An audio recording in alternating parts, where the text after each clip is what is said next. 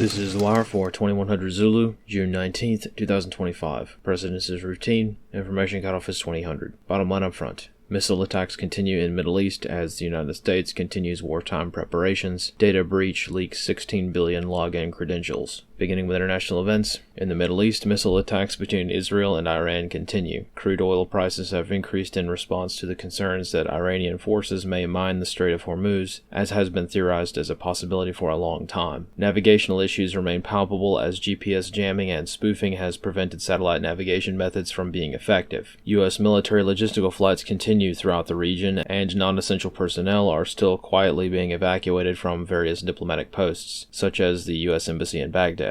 This afternoon, the White House stated that President Trump will make his decision on direct strikes against Iran within the next 2 weeks. Analysts comment. As with everything the White House has stated this week, this can be interpreted in many different ways. This could be a quiet way of telling Israel no without openly defying them, or more likely it could be stalling for time while American military assets continue to pour into the region. There is also a fairly good chance that the 2-week time period is a deception tactic, and that a decision has been made that will come to fruition much sooner than that. On the home front in the United States, this afternoon a new data breach was reported as approximately 16 billion login credentials have been leaked. Google, Apple, and Facebook are most affected by the breach, which was discovered back in May, though the magnitude of which has only recently become public. Analyst comments for this wire. The GPS jamming throughout the Strait of Hormuz may be the cause of the recent collision between oil tankers in the Gulf of Oman a few days ago. GPS jamming and spoofing in these waters has been extremely common over the past few decades, so it hasn't impacted operations that much more than normal. However, it's still a concern as operating in a GPS-denied environment makes things more challenging.